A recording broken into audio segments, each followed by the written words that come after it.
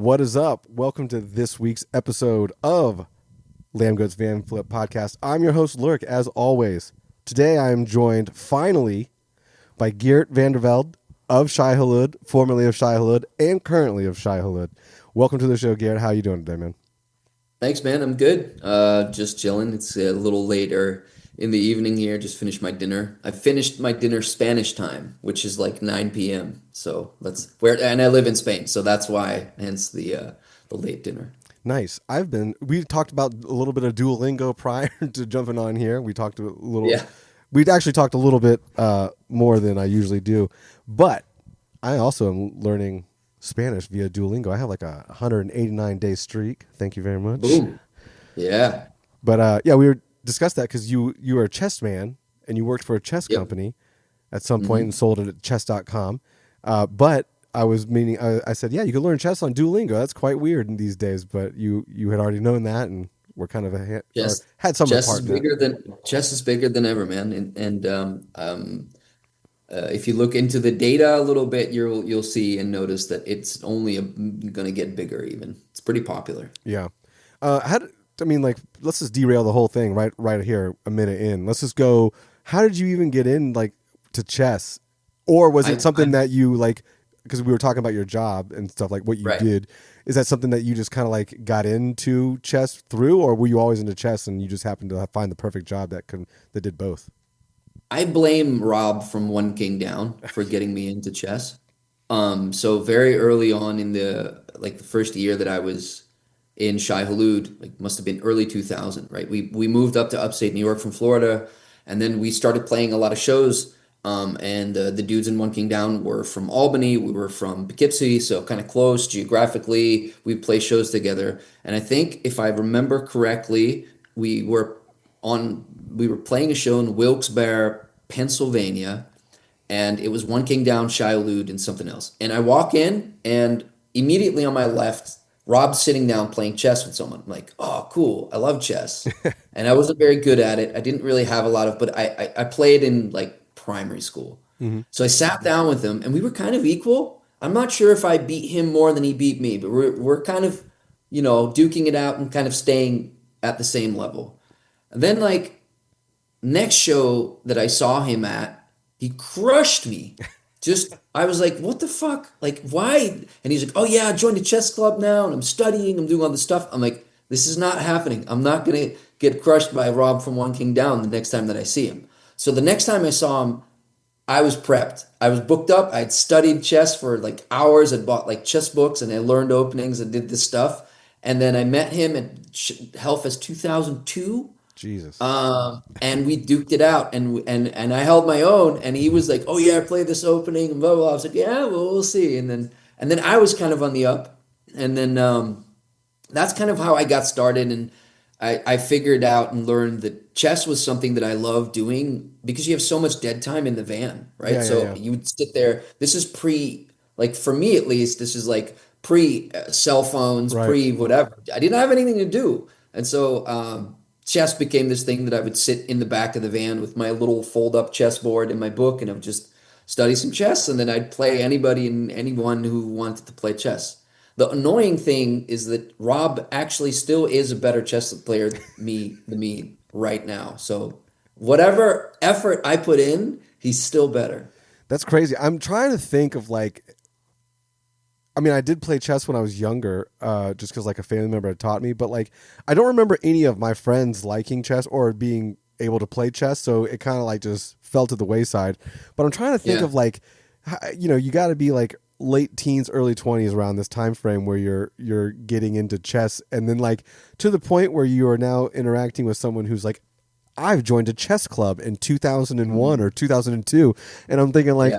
how do you even find a chess club to join? I And don't. then you're out here buying books on it and studying up, so it's weird that your young adult minds are traveling to that. But again, like you said, you're bored in the van, but you have to when you're playing on the chess board, right? Because you don't have there's no Right. cell phone or anything, and it's not Right. electronic, so you have to keep the board still while you're playing. Dude, I had this little magnetic Oh chessboard, yeah, yeah, and yeah.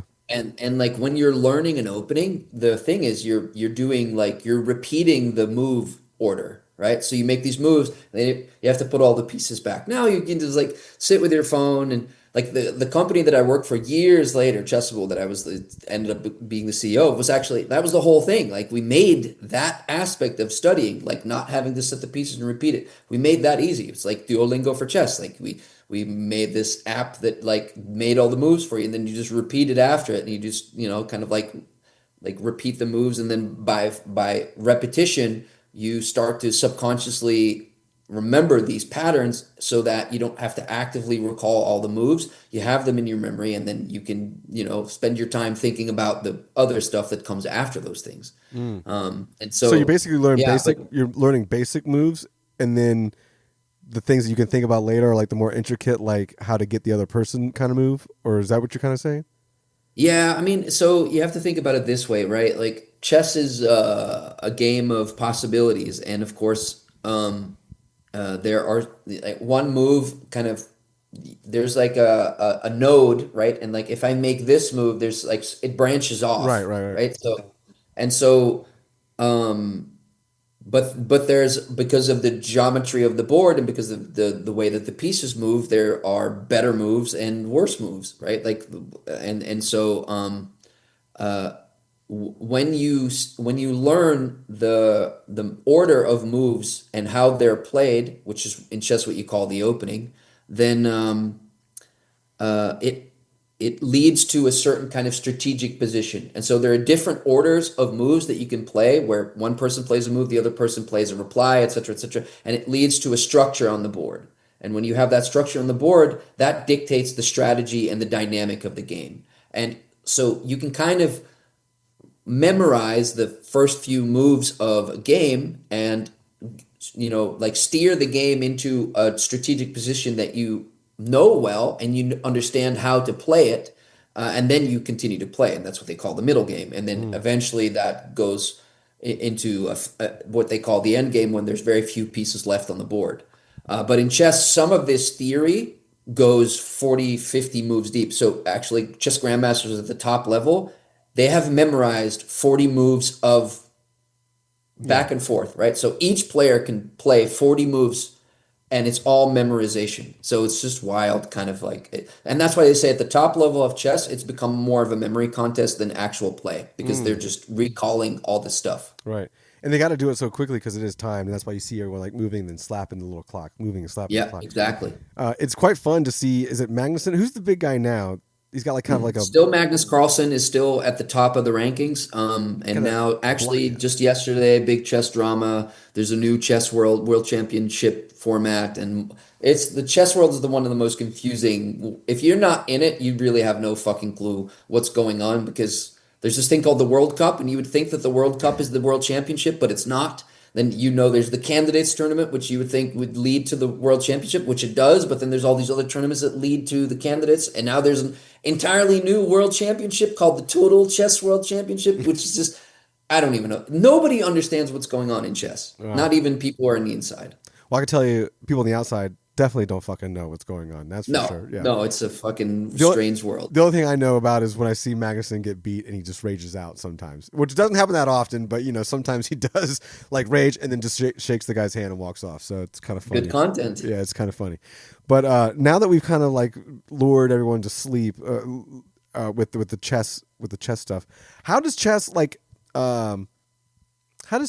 play into metalcore? Do you have a correlation between the two? Because you've spent so much time doing both. So does it Yeah, branch? I don't really know. I got into hardcore because of the local record store owner who gave me a Gorilla Biscuit CD when I wanted to buy Napalm Death, and he was like, "No, don't buy that. Buy Where did you this." And grow I was up? like, Where did you grow up? Was it in Florida? I grew up in a small rural town in the Netherlands, Okay. and we had like a skate park, and like the guy who like worked the skate park also worked at the record store, and so he was always trying to get kids into punk and hardcore, and Ah. and so I was like a little metalhead with long hair, and I'm still a metalhead, but but he got me into hardcore. And really, I wasn't really so interested in hardcore. Even Gorilla Biscuit, I was like, it's kind of cool, but it's not Sepultura, it's not Metallica. Right. But then when I first heard Earth Crisis, I was like, oh, well, if this is what hardcore is, I'm in. So Destroy the Machines changed the game for me. Hmm. That's when I got into hardcore. Interesting. What brings you to Florida from the Netherlands? Was it like a family move, or did you just kind of up and move yourself? No, so I had spent a year as an exchange student in the United States Hmm. before I ended up joining SHAI HULUD. So I did an exchange student year in Chicago, actually. And actually, I remember going to a Catharsis show and like Ignite and these shows at the Fireside Bowl in Chicago, Hmm. and some other stuff even. Um, so when I was 17, I did that. Then I went back to the Netherlands. I worked for a year. Then I started going to university. I studied social sciences. And that's when Shai Hulud made their way over. This is 1999 to Europe for the first time. And they went over in really bad shape. Like they had a fill-in drummer. Chad had just quit the band like a few months before because he wanted to focus full time on Newfound Glory, which ended up being a very good business decision for him, I'm Yeah. sure. Um, and then Shai Hulud was kind of in shambles, but they had tickets paid and all these other investments and like I don't know 30 dates across Europe. So they went because otherwise they were going to lose a shit ton of money. And so they were over with Andrew Gormley from Kiss It Goodbye on drums, Matt Fletcher, who ended up eventually being the bass player for Shai Hulud, but had joined as the guitar player. Hmm. Doing vocals but being completely like losing his voice by the third show and just kind of filling in for as long as he could maintain doing that. And that was the Shai Hulud that I saw play for the first time. And then long story short, I ended up joining the band during that tour a few days later and finished the European tour with them. And then shortly thereafter, they said, "Well, you finished the tour, so if you want to be in the band, come to Florida Mm. and try out," because the band was based in Florida. So I flew out to Florida and then I joined the band after I recorded my vocals on a cassette deck in Matt's closet, and that was the tryout. And then we went into the studio and we recorded more stuff. And that ended up being the split that we ended up putting out on Trustkill Records called A Whole New Level of Sick, the split between us and Shai Hulud and Another Victim. Yeah. And so my first song ever with Shai Hulud was a song called Set Your Body Ablaze. Interesting. Nice. And then we were going to get into this prior because I didn't want to sound like a complete fucking idiot about it, but because the Wikipedia timeline is a little confusing for those who might look it up because it does show you as at least in the text part it shows you as the vocalist from 99 to 2003, but it also Yep. has like Gilbert as a vocalist before around that time. Or I guess no, it does. I would read the timeline wrong. That's what it was. So Gilbert was basically from 95 until 99. Hmm. Then it was me. And then after it was on the record, it was Matt Mazzali who did the vocals on Misanthropy Pure. Okay. Then Chad came back for Reach Beyond the Sun. And now it's me again. You And in between, they've toured with so many different right, members right, and right. so many different singers and people that I don't even know. But We that were like talking about that. on the records, that's kind of the so Chad's got one record more than me and more EPs, and that's why I rejoined because I need to have more records than Chad Yeah. in my legacy. So I'm gonna do two more records at least so that I have more records than Chad, and then and then I win. Yeah. You can't have the Newfound Glory guy have all the glory, so to speak. He's Exactly. got all It's the got to hits be. already with that or the other band. He's got to give you I'm something. going. I'm in it to win it. Uh, yeah, but and you're the longest running, not the longest running, but you've had the most time at the helm, I think, than any other vocalist. If I'm not mistaken, Possibly. you've been I the I vocalist longer than anyone else. I think Jay had a good run. The last Jay Petito had right. a decent handful of years, but I think you have the most years combined. It's possible. I definitely played more shows than any other vocalist because in the years that I joined and that I was part of Shai Hulud, we were the most active. We toured like Yeah. incessantly. So for sure, I don't think any of the other guys in the bands toured as much as me, but I don't know if it's like maybe years worth of duty. I don't know. That's kind of hard to guess. I mean, you can tell. I mean, just like you were saying, the band kind of held up very much so when you were in the group then, and it kind of just you can tell like on the timeline, just kind of like everyone has like a different Mhm. it's like a different member with a little graph, so it just kind of like dwindles down like a stair step. But in that original iteration with you, it seems more solidified. But yeah, how is it for a person like yourself to come in and out of the band so often, whether it be as a permanent member or like a touring member? Like, is it, I don't know, like, is it cool? Is it feeling like, oh, I get to go hang out with my friends, or is it kind of like a, oh, you need my help again type of thing? Or what kind of vibe is it when you're coming in and out of the band so frequently over the last 20 years? That's a funny question to think about. Look, when I joined SHAI HULUD in 1999, they were my absolute favorite band in the world. So you're doing like a And rock star thing. I got to be the singer for my favorite band, and Yeah. I got to scream my favorite lyrics. So that was incredible. Then, I became a member of the band, and so also creative contributor. I probably wrote more music for SHAI HULUD than I did lyrics, but because Matt's a fantastic lyricist and definitely keeps a closer like grip on the lyrics than he does on the music, I would say. He's definitely more open to musical contributions than lyrical contributions. Um, and so for that period of time, we were a very focused group. We were all living in the same house together for years, and just like all we did was write music together, rehearse, go on tour, come back home, hate each other at home because we just couldn't get away from each other, and then repeat. So it was like an interesting, like super weird, like super intense period of my life. And so I left on, let's say, amicable but bad terms. I was just like, I'm so over this. I don't want to do this anymore. But I love the guys on some level, and we kept a kind of loose friendship. And then there were some opportunities and tours that came over the years where they were like, dude, we're going to Australia, New Zealand. You want to join? I was like, yeah. And they were like, oh, we're gonna go do Europe and like blah blah blah. I was like, yeah, that sounds cool. But it was more incidental. I got to tour Japan 2 times with them. Those are like cool opportunities that you don't Yeah. where like the commitment is a couple of weeks. I know the songs, I don't have to do anything. I just show up and scream into a microphone and have a great time. And so I enjoyed that a lot.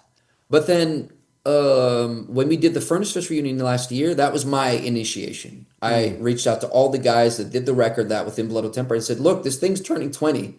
We should do something Yeah. just to celebrate, just one show." And everybody was down, and we figured that Furnace Fest would be one of the better places to do that. So by the time that we decided we were going to do it, we were a little too late to get added to the bill, so we waited until that within Blood Tempered was, of legal drinking age, and then we played. Did you play the show that we talked about? No, that was Jay. Jay played I think Jay was at the show I mentioned before we got on here when we went to the bar afterwards with everybody. But Yeah, that was him. Yeah, and then I did last year's Furnace Fest. yeah, I get confused. We've been to every one of them since the comeback. So it's all a blur. Like even this last one we just went to is fucking blurred all together with the other ones. The, Yeah. the only thing I remember is this time we had like a rooftop Airbnb, and we would leave before the headliners played each night, and we could hear the headliner just from our Airbnb. So we like listen to Jimmy Eat World from the rooftop, and it was Not fine. bad. It was good. It was a good time. Nice. But yeah, so now you're back, and full time, I guess you could say. And you guys just got back from Europe. You did the Darkest Hours. You supported Darkest Hour along with Bleeding Through and Denial of Life. And then the other Yeah. thing you guys got going on is the tour that we're sponsoring, the North American tour that's going to happen in November, which we're stoked to be a part of as well, just because we loved Matt and we loved you guys and everything like that. So when we got the offer, we were like, hell yeah. So that would be cool. And, I definitely want to know more about the tour you guys just did, but I'm also fascinated with just like kind of getting a brief history of your time with the band too, like moving to the States and then moving from Florida to New York and all these things, or up north and all these things. So I as a foreign person, I would like to ask about like, what kind of culture shocks you might have had at the young age traversing not only the country through touring, but like also living in different areas at the time. Yeah. So do you want me to start there? Wherever you want to start. This is your podcast, dog. Nice. All right. Well, yeah, first of all, we've got those tours lined up. Now November, we're doing kind of mid to West Coast, and we're doing that with Denial of Life. And then in December, we're going back out for another 10 shows. and we'll hit the East Coast. We'll also hit up Chicago. So it's kind of like looping from Brooklyn down to Philly, Pittsburgh, and then up to Chicago, and then back over via Cleveland, all the way over to, like the West or the East Coast, and then down back to Long Island. So we're doing a nice little round, and we've got Holder supporting us, doing direct support for that tour, which would be fun because those are young guys, and they play kind of like older classical metalcore. As that stuff seems to be coming back now, which is kind of interesting to me that old metalcore is now new metalcore. So I think that's kind of Ooh, cool. you better watch out Um, saying new metalcore because that is also a different vein of metalcore. You have the NU metalcore, which is like the new metal Oh, okay. No, influence no. I'm metalcore. talking about, classical metalcore. They're playing the old school metalcore stuff, Right. late 90s, early 2000s stuff. That's what I'm hearing in their sound, and that's what I like. That's why kind of we asked them. We thought they would bring that kind of, energy to the show, which is what we love. We're Shai Hulud's a hardcore band. There's just no denying that we've never been a metal band. We love the energy of hardcore shows, but it's always been metallic hardcore. In fact, I don't want to take full credit, but I think Matt Fox coined the word Hmm. metalcore in at some point and started calling the band metalcore, and then that word kind of like entered Yeah. the dictionary It's of definitely listed as hard. metalcore on a lot of. You were saying that, and I was like, it's listed as Yeah. metalcore everywhere, though. So, Yeah, yeah, and actually, it's funny because nowadays he kind of regrets it.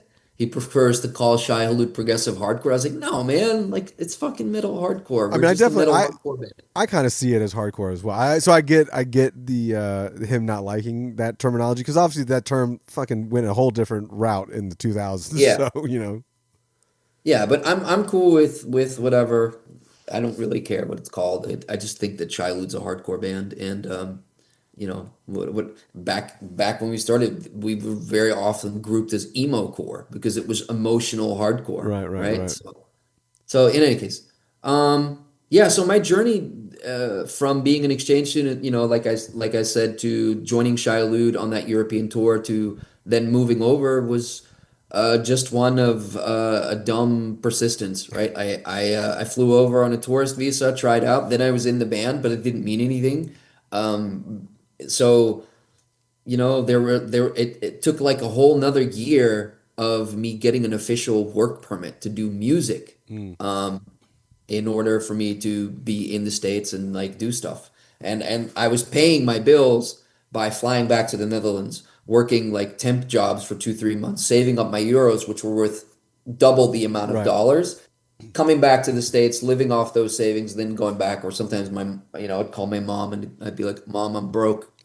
Yeah. Can you like give me some money until we go back out on tour? And then eventually I got my work permit approved, and then we could tour full time. That's what we did. We had a great agent behind us at the time. Nick Storch was doing the tours, and we were just doing what every band is doing, just living out of the van.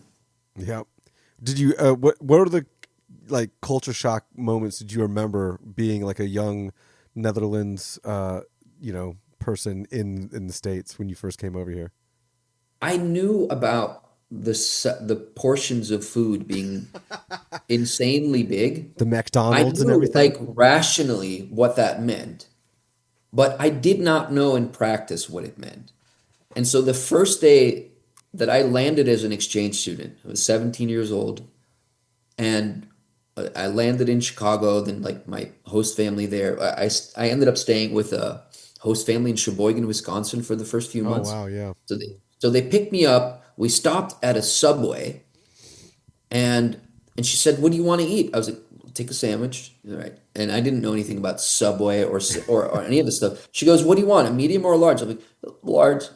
So I get this foot long sub in Yeah. my and she's like, and she asked me like what drink, and I said Mountain Dew, and I said large. So I'm getting a foot long sub and this massive bucket of Mountain Dew, and I'm just staring at this like, this is all for me? I'm Yeah. like, this is enough to feed my entire family. I don't even know who can eat this stuff. So it took me like 2 days to finish the sandwich. But yeah, It's that's like one of the big, yeah, that was one of the probably the biggest point of culture shock I can that I ever imagine that, experienced. but also you saying Sheboygan, I can also imagine them just eating a lot more than say a lot of other places would. God, you don't hear that word that often, and I literally just watched like this Uncle Buck, or I watched Uncle Buck, and then like the Great Outdoors, which are John Candy movies, and then I Yeah. watched like this documentary about John Candy because I was in the John Candy mode, and one of the big scenes is him, the Polka King in Home Alone, and he's like talking about all the hits they have, not in Chicago though, Sheboygan, so Yeah. that's just it was Yeah, literally I went yesterday. to high school in Sheboygan. I played football in the Sheboygan North High School. I'd never played football before, and so I Yeah, I was gonna trained. say, did you I was know anything about it before headed over here, or no, no? no, Wow. no, no, no, and I was into track and field, so I was a good runner, which is why they put me on the team because I was pretty decent kickoff return, and Oh, I okay. could kick a ball because I'm European, so we know how to kick footballs. So you were the So kicker that and was the kick returner. Yeah, sometimes I would kick, but mostly kick return because I Okay. was fast and I could weave through and then, but I was tiny and skinny, so That's like I'd the get crushed scariest. by all That's like the these big scariest big position in guys. the on the team. Sometimes that position, Yeah. And I was a cornerback. So There you go. uh, those are my roles. Not a lot of. Never mind. Just gonna move on from that one. Yeah. Anyway, so so football, chess, and hardcore so early on. Interesting mix. So you're back in the band though now. What's the you want more records than Chad, so that clearly means that you guys have like been working on something, right? There's some really rough demos, very Okay. early stuff laying around. Nothing concrete. I went over to Matt's place over the summer and we wrote some stuff.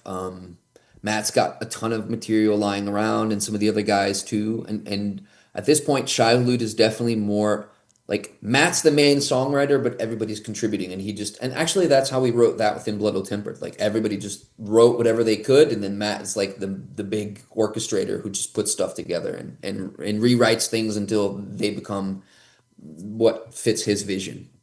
How long has Matt lived where he lives at now? Has he lived there forever? He's been in New Jersey for over 10 years. Before that, he was up in Poughkeepsie, Okay, and okay. then where we all were, where we moved, and then before that was Florida. Interesting. Because when we had him on the podcast, it's where he lives now, and he was Yep. doing the podcast from there, and it just seemed like one of those like New York, New Jersey apartments where you've just lived there for 30 years. You know what I mean? Like it Yeah, just looked like one of those he's places. been there for over a decade. Nice. And but his place looks the exact same as his old room in the house that we shared in Poughkeepsie. It's just Yeah, like that may he be just it like then. transplants it Different domiciles. Yeah. to yeah. You mentioned something earlier about like the way metalcore and new metalcore bands are sounding like and whatnot, and that was one of the Yeah. things that was very. That's what stood out from Ill Tempered to me is like that sound on that record, the sound that you guys are, the melodic, emotional hardcore, like Mhm. that is such a sound that just kind of like is big now, and like you guys, you listen to that album, and so many bands sound like that album now. So, you know, as someone who is a part of that initial wave, like what is it like to see just the development of that side of hardcore come to today? I actually think that from the moment that we released that, and even before it, there were bands, and I know, for example, that like Seven Angels, Seven Plagues, which became Misery Signals, Mm-hmm. were heavily influenced by that sound. We had a whole bunch of friends all over the country who were just really inspired by that mixture of melody with like breakdowns and heavy riffs and etc. And Shiloh's never written for the breakdown. We do have them in the songs, but they're always like they're not like a lot of metalcore nowadays is like writing for the breakdown, whereas we employed it as if it served the song, and if it didn't serve the song, it wouldn't be in there. So that's why we don't have like not every song has a breakdown. But we love the fast parts, we love the soaring melodies, and so we always just wrote that stuff. But from a very early on, we noticed that there were bands inspired by that sound who just took that sound into their own direction and like Misery Signals mixed it with like lots of technical kind of like they were like kind of mixing Shiloh with Meshuggah and we were Yeah, yeah, like, oh yeah. I can see fuck, that. that's cool, right? They were just doing that thing. And then Poison the Well also came from the same area as us in Florida. They did it more melodically, and then of course they did it like their big thing was that they did the singing, and they did that from the very beginning until they got big, and then so we had this kind of like melodic hardcore was a Florida hardcore thing that we Yeah. started bringing up the coast. And then when we relocated to upstate New York, there were a lot more bands that we were playing with, and we started seeing more of that type of sound and more of those types of bands kind of like moving into our slipstream and moving past us. And then of course you had that whole development of like metalcore bands going straight metal, right? You had like Overcast kind of paved the way for that, but then you had like Killswitch Engage Mm. coming in and really doing it metal, and Unearth doing it, and we toured with all those guys. Like we even like we took Coheed and Cambria out on their first U.S. tour. Like they Yeah. were there, they were the opening band. So we had all these bands constantly coming in and out of our orbit, and then making it big. Yeah. What was, you said like it was a Florida thing, but like what were the original like influences for like SHAI HULUD? And you may not even know that 'cause obviously you joined the band. Strong Arm. Okay, okay. Because I was Strong Arm, if you listen to the Advent of a Miracle, right, and you have to remember that Steve Kleisap was a drummer in Strong Arm, but also the original drummer, technically not original drummer, but the drummer on all the released recorded things for SHAI HULUD. So there was definitely like it was very much a Steve and Matt thing, and those two guys are very special together. mm, They are both out there.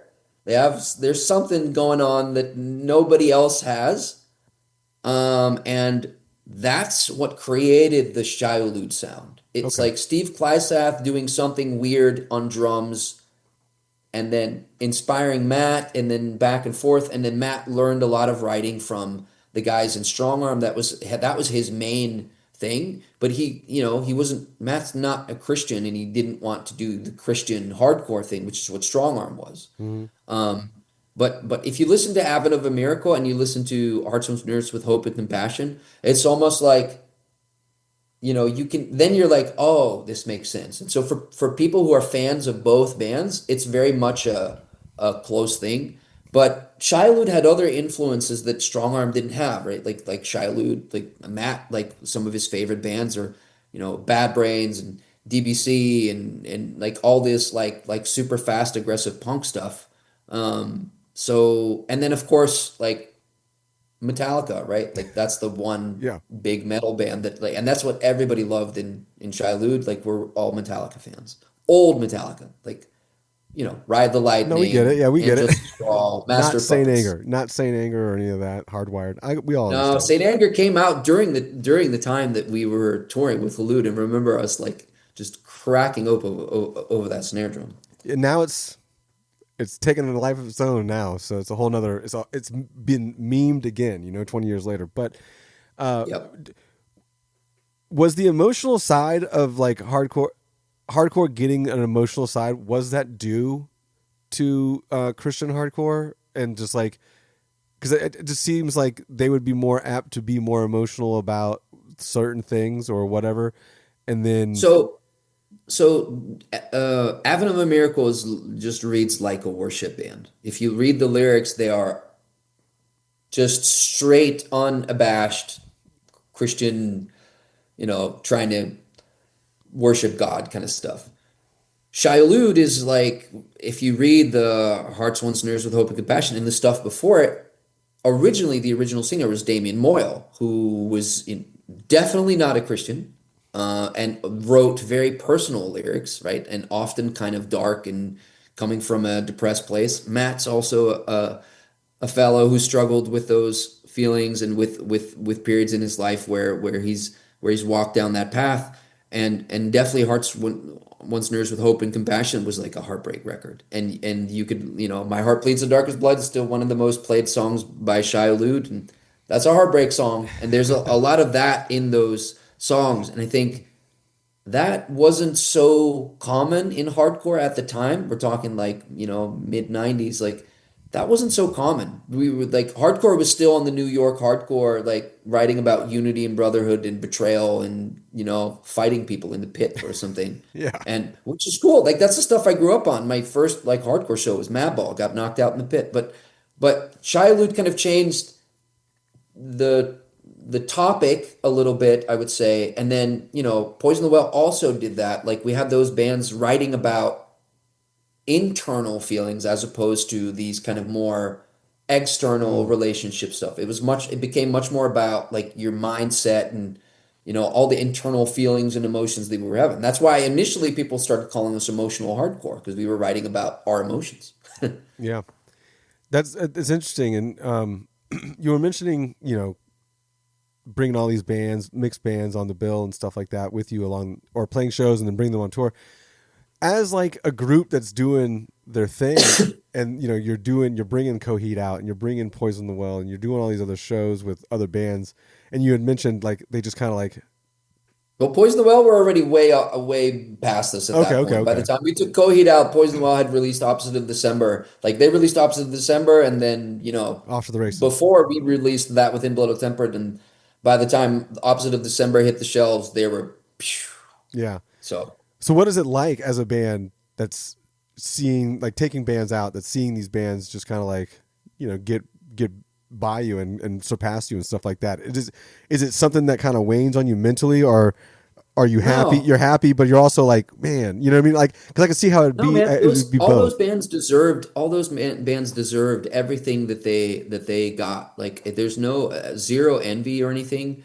If anything, like whatever we did internally with Shilud, we're just fully to blame for, let's say, the lack of the level of commercial success that those bands attained. And it is what it is. Like I'm super proud of the fact that there's this community of people who love the band for what it is.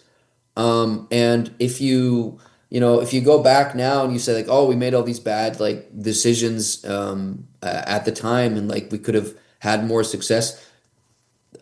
The success of a band like Poison the Well or Unearth or Killswitch Engage or like Hatebreed especially, right? Like it's just they're constantly putting out good music and they're consistently around, consistently working. And then when you fast forward 25 years later, it makes sense that they are where they are. Yeah. Because they have just never stopped releasing music, never stopped touring, never stopped investing in their brand and in their band and in their own career. Whereas Shilud was very much like ups and downs, but like great ups and then massive downs and then just all over the place. So it's very inconsistent, and that's reflected in the lineup history of the band, right? That's plagued SHAI HULUD from the very beginning. It's just always been a real struggle to have a tight Yeah. unit around Matt Fox. It's weird you say that, ups and downs, because like I, as a youth going to shows, I never knew where to really like place that band like SHAI HULUD. I never, because like it was a band from like the early the 90s, right? So I knew that, Yeah. but I just didn't know like in the hierarchy where where they are at, like, because Poison, I'm from Florida. I grew up in Florida as well, North Florida. So Right. like Poison the Well was Poison the Well, like you said, for since Opposite December, and like it just, I was confused as to like where you guys laid in the top, in the topograph of it all. But Around 2002, we were part of that whole group yeah, of bands yeah, of that, right? We toured with all of them. We toured with Unearth, US tour with Unearth. We toured with Rise Against. We toured with Avenged Sevenfold. We toured with Bleeding Through. We did shows with Dillinger Escape Plan and Poison the Well and all of them. Kill Switch. Like all those bands were like part of, like, everybody was kind of coming up and doing their thing and kind of like reaching the first like milestones. yeah. I think I remember. I think I saw. God, it was a headline show here in town. You guys played with a newer metal blade band called a Phoenix Morning or whatever. Hmm. God, I don't know what year that was, man, but fucking, it might have been before 2010. I don't know. Long ago, brother. Probably, because I wasn't on that show. Yeah, yeah. I don't think so. Yeah. But anyway, speaking of shows and whatnot, and since you toured with them as a youngster and you're touring with them now at your age, What are some of the differences that you're seeing personally as far as like being on tour, and like how do you approach it? Do you approach it the same, or is it different, or you know? I very much approached it the same, but I kept my fitness. So I'm no, but that's really the truth. Like the Not truth many is more. just like You stayed off the footlongs and the gallons of Mountain Dew over the time, I guess. I run my ass off, man. I run ultras, I train Do you lots of really? hours. Yeah. And I train people remotely as well. So I run a lot, I train a lot. So I kept my cardio and my fitness, and I'm probably in the best shape of my life right now at 46, Hell which is yeah. why I'm able to go hard for 40 minutes every night on a European tour, because I have the cardio to kind of back up the fact that I'm jumping around and running around like a maniac. I can feel it more in my body after show. There's Yeah. definitely a little bit of, but I remember, so the recovery is slower, but I have the fitness level to sustain a really high intensity set. The main difference I've noticed is in the age of the audience and in the kind of energy that you get back from a bunch of 40-plus-year-olds or Yeah. 35-year-olds who are just like, yeah, I'm not going in the pit. I'm just going to stand here and nod my Right. head and be like this. So the energy at the shows in Europe, at least, was you could see that like over the course of the 40-minute set, we'd pull them back in. Yeah. And towards the end of the set, we'd have like people piling on and singing along and moshing, but it was really hard work. Yeah. Whereas back in the early 2000s, first song and just people are just flying off the rafters and just going fucking apeshit. Yeah. And then like shows were a war zone. So I don't know what to expect of the American audience. I was told that it's going to be a little bit more like what I remember, Probably. but definitely at the European shows, it was hard work to get people to, bring that energy. We were definitely giving a lot and then, hoping that it would come back. Yeah. The pit has definitely evolved since you've probably last seen an American mosh pit. It's you might have seen some things on TikTok or Instagram Reels in the last Sure. handful of years, but there are so many videos that I see that people send me, obviously, that are that it just comes in their algorithm and then they shoot it my way. So, they may have like a normal algorithm and I have a different algorithm that's more catered to seeing that stuff, but Yeah. the funny videos are the ones that have the sound effects that like when people are getting hit, you know what I mean? It's just like they have a little, psh, psh, I just die laughing. But yeah, you should be surprised by that. The other, I don't know. I really don't know what to expect.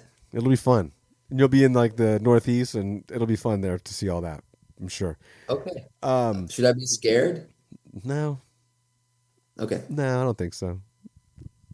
Don't get in. I wouldn't say get in it, but from the stage, you should be all right. Um, Yeah. Yeah. You're 46, Geert, and like, dude, you look like you're 26. It's insane. When you said that, I was like, this guy can't be older than me, but you are older than me by a few years. And so kudos to that. It must be the lack of footlong subs and Mountain Dew out there in the Netherlands. But the other thing that Just you, eat your veggies. the other thing that you said that I apologize to anyone listening, but I am now going to be selfish and kind of like hijack the rest of this podcast probably. But I am obsessed with ultras as well and doing an ultra. So I got Oh, it. okay, cool. Yeah, Let's talk. yeah, Let's yeah. talk We're gonna ultras. we're gonna go right into this is the Joe Rogan Experience part of the show. We just talk about something completely off topic. But Nice. I love this topic. I got really into honestly through the Rogan podcast is where I found out that people are running more than like a Hmm. marathon, and like the 32.5 miles is like the first ultra, and then finding out people are running 100 and 200 and 250 miles is Yeah. insane. So like Yeah. I started going down that road, and that started making me want to run, and I did start running a couple of years ago. I haven't been too into it in the last year or two, but Hmm. I the furthest I've run is like 15 miles at one go, and it was just it was a night. I didn't sign up for a half marathon or anything. I just did it myself.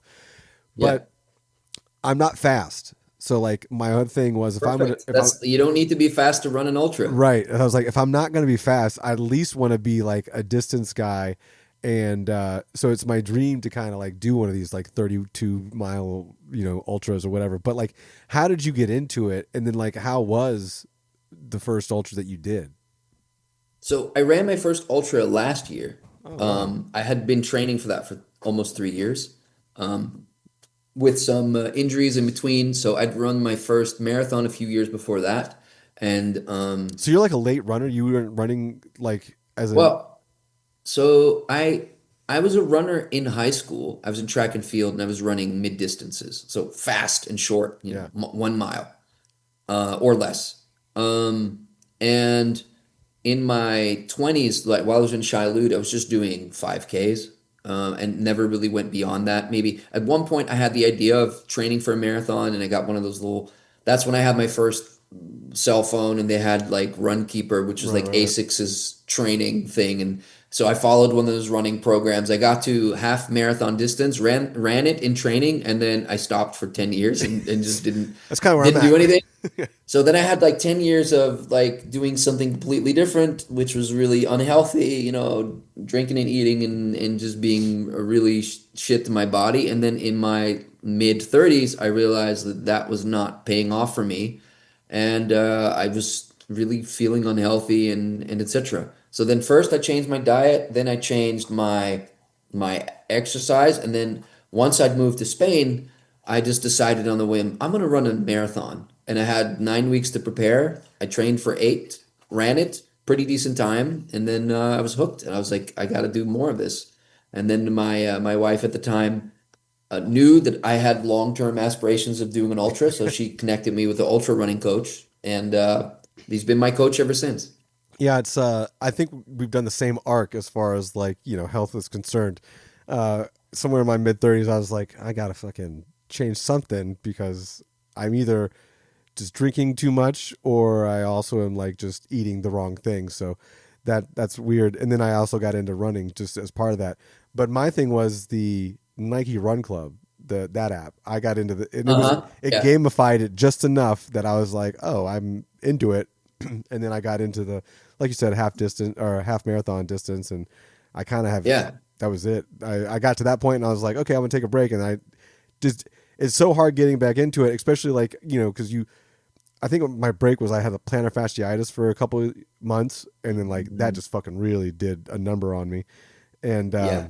I gained a lot of weight, and then like it just doesn't go away forever. That thing, that injury is just like sticks around if you're not really smart about it. So it really Yeah. was a bummer, and that I'm still trying to get over the hump on getting back to that. So I've had a couple runs in the last year, but nothing great, It's rough, man. The plantar fasciitis is a very finicky injury, and hard to rehab also Yeah, because the only thing that works is not running. yeah, What you can do to maintain the same level of fitness is biking. And that's actually what I did when I ran my first marathon. I got injured afterwards, kind of stopped running for a while, and then picked it back up. And then when I got the coach, I started training for my second marathon.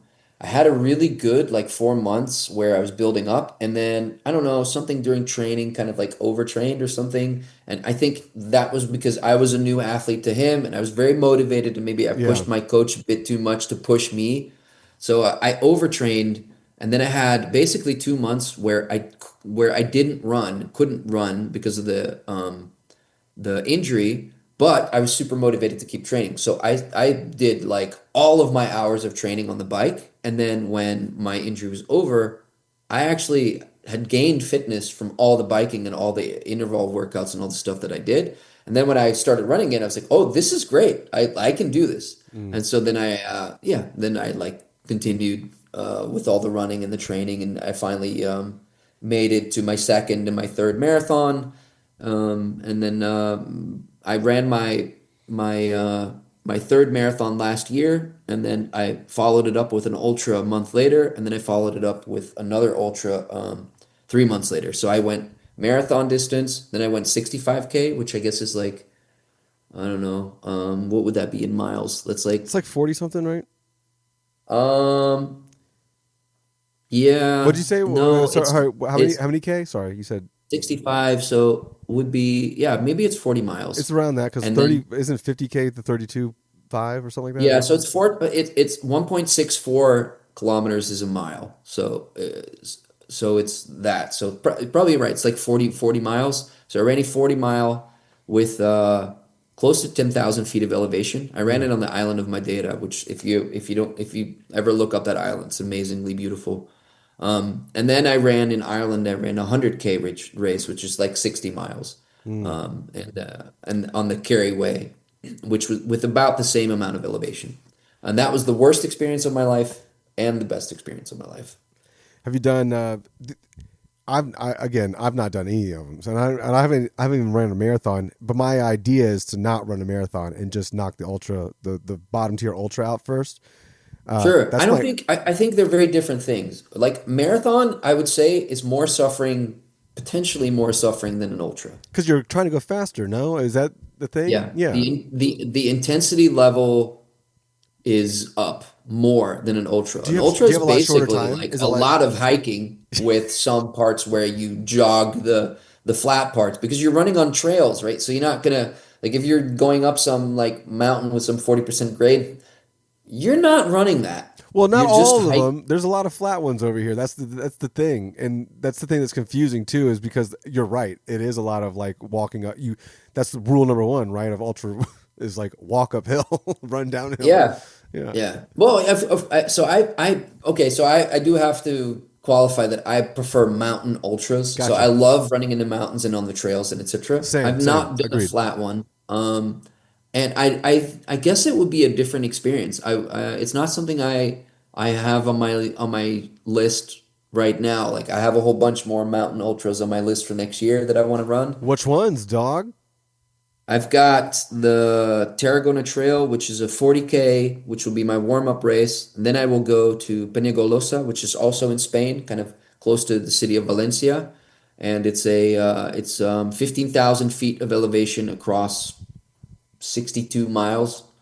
And then I plan to run the full Carryway Ultra, which is double of what I did before. So it's 200K. So that's a little over 100 miles. So it's like 110 miles or something, with about 18,000 feet of elevation, maybe close to 20,000 feet. So that'll be an interesting experience because I've never run past 24 hours. The ultra that I Yeah, did, both the first one I did was 10 hours long, the second one was 20 hours. yeah, So it'll be interesting to see how I handle not sleeping and eating and etc. because that's a real challenge. yeah. I mean, that's the thing too. The people that are not familiar with ultra running, you have to have like a team sometimes to help with like nutrition, food, and all these little break. You have like, these setups across the Yeah, course where you can I do all did that. my 100K with just my girlfriend. Nice. So it was just me and her. I did it mostly self-supported, but we had like four checkpoints where she was allowed to be with the car with food and drinks, and that Massage was good gun enough. and all sorts of stuff, you know? Dude, I couldn't get any food in. I just That's the thing with me too. Like even when I ran, I couldn't run with like a water bottle in my hand or anything like that. So even when I'm doing like, 6 to 10 mile runs, I'm doing it without water. Like I'm just you doing got to it. do it with the you got to wear the hydro Man, I vest with tried, the but then you're goggles, getting like, chafing. yeah. So like, the nips are Got to fucking lube burnt. up.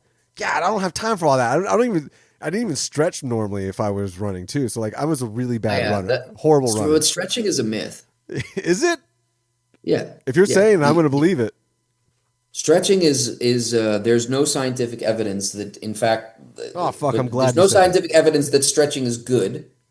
Um, there is some to say that it actually probably is Bad. more hurtful than not. You don't want to do any stretching before you run. You can do some dynamic warm-up exercises, which Yeah, is yeah, just yeah. jump, some jumping and some movement, etc. But the stretching thing is, yeah, I mean, think about it. Like imagine a piece of paper, right? And if I pull on a piece of paper, let's say that that's your muscle fiber. Hmm. So when you run, all these little tiny tears in the paper, right, in your muscle fiber start to appear because you're putting strain on your body. Now, if you finish a run and then you go stretch, then you're taking already, like perforated muscle fiber and then you're pulling on it. It's kind of like that's So what is you're that doing to before and after, or just after? no, neither. You just don't want to do that because I mean, I don't want to do it at all. I get you. I get you. I don't. I don't hate it. you don't have to stretch. What you could do, for example, on a day where you're not doing the exercise is maybe you want to do some mobility exercises. So you do the take a chair and like lift your knee over it and like make some movements with your Mm, hips and all those things. There's lots of exercises you can find for mobility. That's much more helpful than I would say stretching. Stretching is interesting. kind of can be dangerous. So Geert's saying basically stretching Don't. is like chiropractic work. You don't. It's a myth. You don't need to do it. Yeah, I don't think that stretching, there's no scientific evidence that stretching is of benefit. Interesting. And Interesting. and and definitely there is evidence that people who do stretch and do exercise get injured more often than not. Well, you're in shape and you look great. I'm going to go with what you say, so I'll do that now going forward. Do you have any like? Because I'm going to share too. I'm oversharing again on the podcast. I spend hours a year, a month watching ultra marathon vlogs, whether it's like someone just teaming with somebody or someone filming themselves running an ultra Hell yeah, marathon. me too. I love So that it's stuff. or I'll watch like these YouTube documentaries from like Yeah, different runners and stuff like that. So like I'm well versed on like the big runs, like the Iron. right. Fuck, I just said that now. I can't. The one in Colorado. Barkley Marathon, Yeah, the Barkley, and then what's the you've one? The got the Iron, Western States, you've got UTMB. the Colorado There's so one. many beautiful You run races. into the you run up the mountain to the Hard city. Rock 100. God, is it that? I thought it was like Iron something. Oh, but Ironman is a No, type no, no, of no, no, no, no, no, triathlon. no, no, no, no, no, no, not that. There was one where you run into like a city and then you run back to a city. It's like a 50 miles there, 50 miles back. Colorado run. Oh, God, Leadville, the Leadville Leadville, 100. Yeah, yeah, Leadville. Iron Lead. That's what it was. But the one in your area of the world, the Mont Blanc, just seems like it would be so fun. It's long. It's like 100 miles, but it seems like Yeah, visually it'd be a really nice run because, like you said earlier, you prefer like running in the woods and running yeah, trails. Like that's something that I started to do much later when I was running. I would just be a street guy. I would run, downtown Jacksonville or whatever. But yeah. then I would take trips to like, parks or whatever, and I would run those trails. And I found like, oh my God, this is way more fun. And it sounds really weird to say, but you feel like a kid running through the woods, and that's really what you Yeah, are. It just yeah. makes it I go mean, by I quicker. moved to where I live now because I'm literally 1 minute away from the trails, and I'm Nice. at the bottom of a 750-meter climb, like to 2,200 feet climb. So I can, I do a loop like 2 hours. I'm at to the top of the mountain. There's a monastery there. It's all beautiful, and then I run back down, and it really is like that. Like Yeah. like if I do that in the morning, and the sun's coming up, and I'm running on the mountain ridge, and then I feel so free.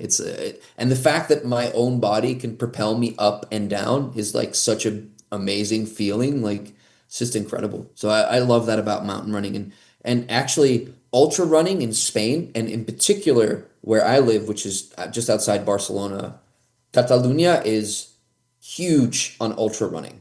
Like it is their like I would say their national sport is ultra running. So they have trail running clubs in every small town. They have vertical races everywhere. Like Oh, in the cool. smallest town, like 100 person town, they'll have a vertical race, meaning like vertical kilometer, right? Where you're going up, 3,000 feet across like 2-3 miles, Yeah. which is just a ridiculous. Like you're just like hand and feet climbing on this thing. So they have those kinds of things. They have this long history of races. Penicolosa, the one that I want to run, which is in Valencia, is I think 30 or 40 years old, similar to how kind of Western States is older than that, the one in the US.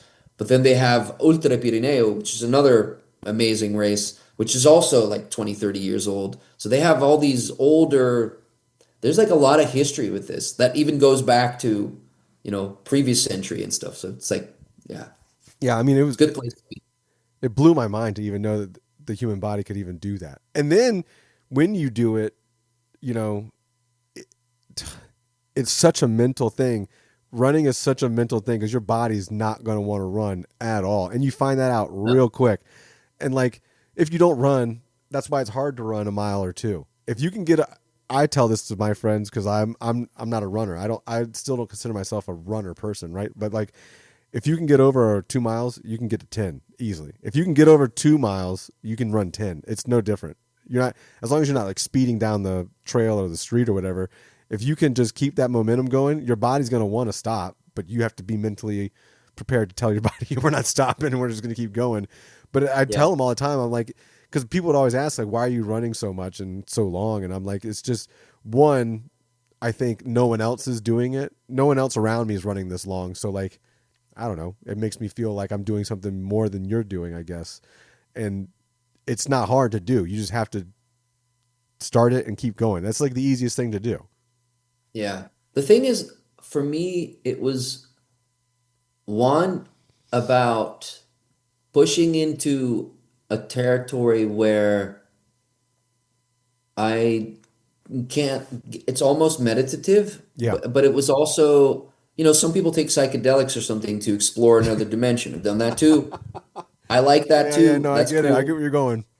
But I went into another when I was running my 100K race and I was in hour 17 or whatever, I tapped into something else and I don't even know what it was. And then when you've experienced that you can push yourself in that far, Yeah. still keep going, even when you're like, like you're everything in your body screaming, just laid on the floor, just stop doing this. Yeah. And then you're overriding that Yeah. by going, no, I'm gonna fucking keep going. I'm gonna run up this mountain. I'm not even gonna walk this anymore. I'm gonna run up this mountain.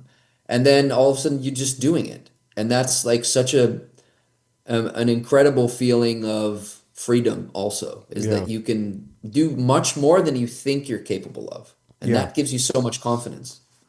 Th- that feeling with the addition of, and I didn't even do like a marathon or anything like that, but like, or a half marathon. I ran the 15 miles one time, but like the runner's high, you always hear about that. And as someone who smokes weed periodically in their life and does other things, like that high, I knew what those highs were like, right? But then like you get that Yeah. runner's high and you're like, there were so many times and running in Florida, I'd make myself run during the day, like the afternoon. So it was hot. And like Oof. I would just be like drenched, but I became like addicted to sweating like that on my run, like, and then you get done and you finally stop running. And for something I don't know if this is runners or if it's just to me, but like I could feel like I could run through a wall. I could like beat anybody up or fucking do anything I wanted to after a run just because like Yeah. you're like, fuck yeah, I just did like 10 miles and like, who's going to say shit to me? I can do whatever I want. That kind of thing. It's like, because you got over the mental hump of like wanting to stop or wanting to end it so many times. You know what I mean? So what you're touching on is what they verified with neuroscience is that actually motivation follows action. Yeah, yeah, yeah, yeah, yeah. So there's this idea that you need to be motivated in order to do the thing, but it's actually the other way around. Doing the thing gets you motivated.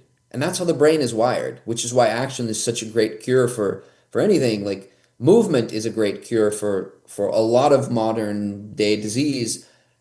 If you just start moving, Yep. just fucking get out the door, start walking. Eventually, like motivation will follow from that. Mm-hmm. So like and when they've looked into and they've done these types of experiments with people who are highly depressed, and they compared groups of people who were on medication, like taking like antidepressants, and people who were on a 10-week like exercise program where they were made to run certain amounts of time and et cetera, et cetera. The people who were doing the exercise program had better results than the people who were on the antidepressants and scored like at post program scored better for all of the on all the different dimensions that you would Yeah. score somebody on who's considered to be depressed. And so, but the problem is when you're depressed, you don't want to move. You just want to lay there and rot in your Right, right, bed. right, right, right. And so that's the hard thing is like getting somebody who's depressed, getting someone with mental health problems out the door. But once they are, if you make it a habit, you can get them to continuously get out of that thing, very high chance that you can help them, Yeah. get back on their feet and And move. that's exactly why I started running. It was like COVID, all this other shit Mhm. going on, mentally not well, just some other shit going Yeah. on. I think even my relationship probably ended around that time too. And then yeah, I went running. I did the Forrest Gump thing and I just fucking started running I whatever. just watched Forrest Gump last week. I love that movie. So, but again, like it is wild that it did pull me out of whatever funk because again, you know, you go for a run and it's not like every run. I'm not running 2-3 miles and coming back jacked. You know, like that's not.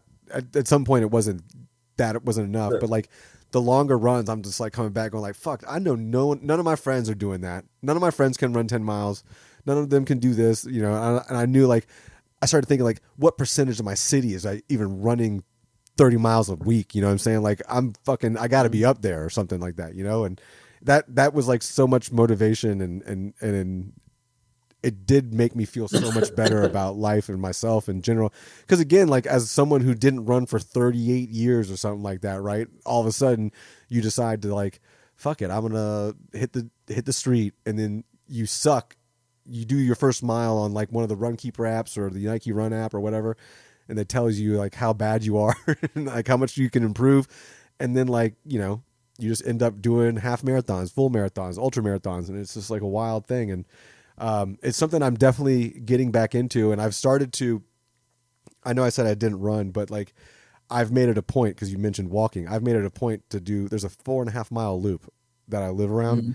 I do it every day. I just walk it. It takes like an hour and a Yeah, half, but like yeah, that the wild part is like a lot of people don't understand. Like if you want to lose weight, walking is like seriously the number one way and easiest way to do yeah, it because you don't yeah. have to like sweat for an hour at top speed running to burn calories. You know, No, you're actually, not like moving at all. the You're not most moving at all efficient sitting down. zone, Yeah. yeah, the most efficient zone to burn fat, like percentage wise, is like zone two, which is just above run walking pace. Like walking pace is zone one, and zone two is kind of jogging pace where you can still have a conversation, etc.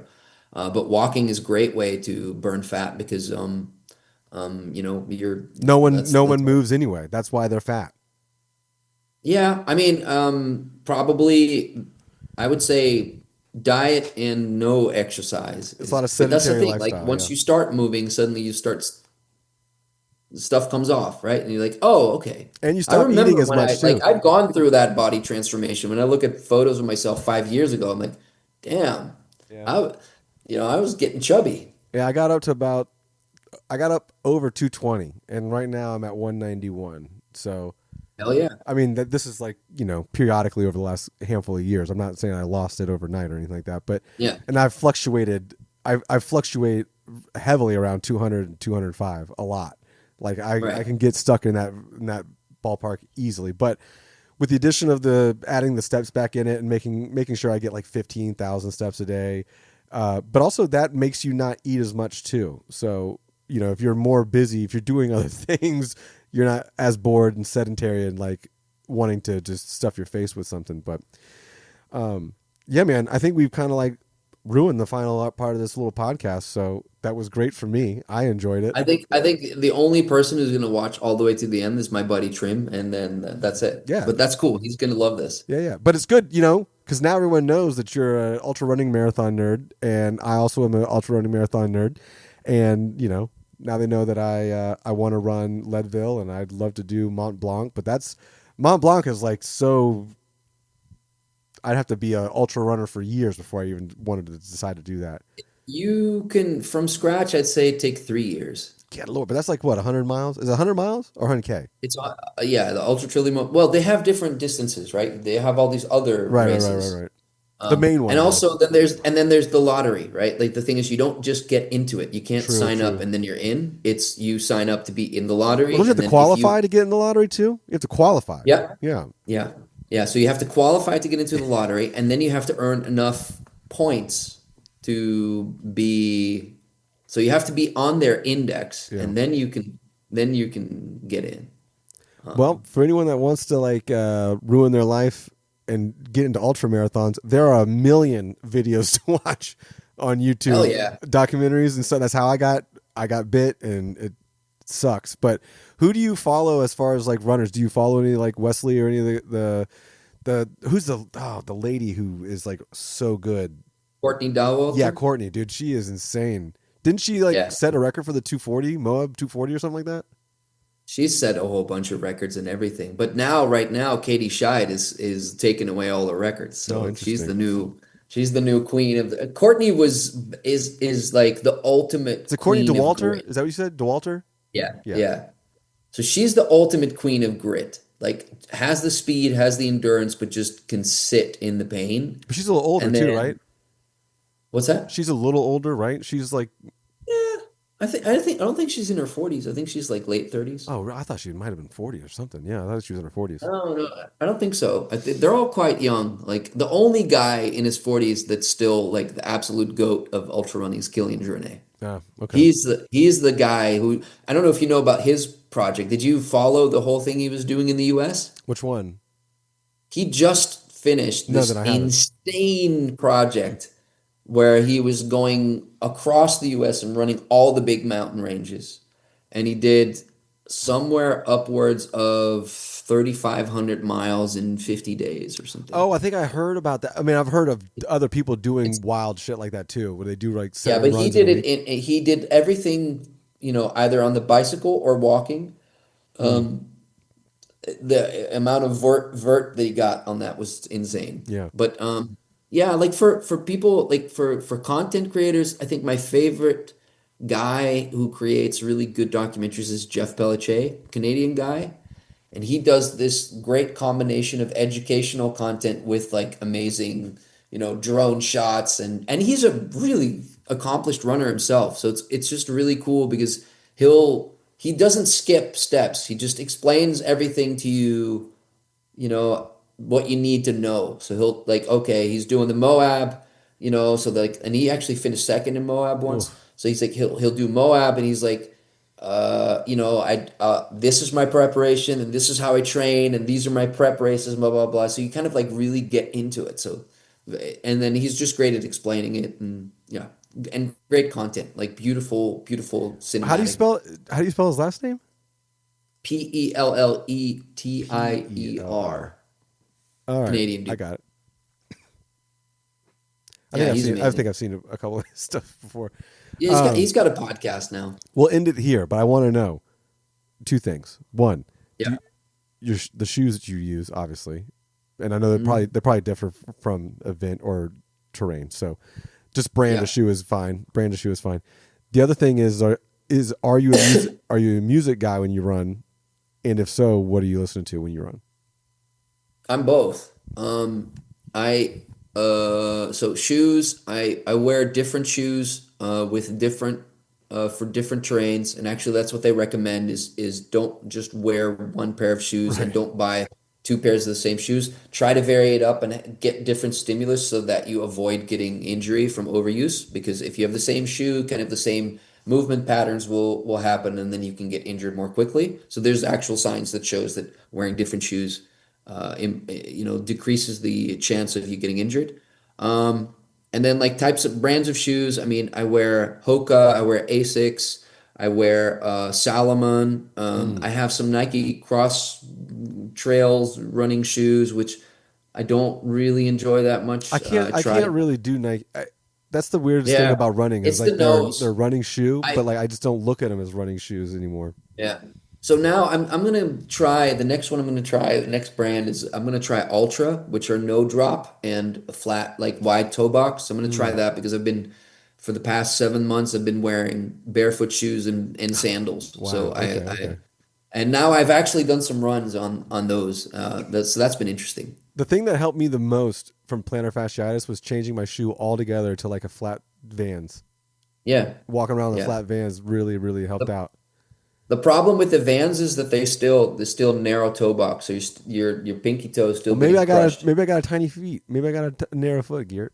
Maybe I Check got a out feminine check out foot. Gate Happens on Instagram. Okay, She's amazing. we'll do. Well, let's cut it here. Why not? Sure. We'll end it here. If you've made it this far and you're an ultra marathon nerd now, and you know a little bit more maybe about Geert's, time in the band or whatnot, you can definitely check them out on the upcoming double leg tour that Lamngoat's sponsoring. You can get tickets at lamgoat.com or I think you guys have the page as well. We have all the ticket links Yep. there. That'll hit at the end of the year. Or no, end of the month, and then in November, and then you guys are going back to New Zealand and Australia for the first time in over 15 years since 2013. or I'm sorry, Yes, over sir. a decade. So yeah, you're going to be hitting them in January. So you have a handful of dates there. And then again, like you said, some rough demos are circulating the camp. So maybe something to look forward to as time There will moves on. be, yeah, the goal is to release some new music next year. Nice. So you heard it here first, fellas and ladies of the podcast. Anything else you want to kind of send us off with?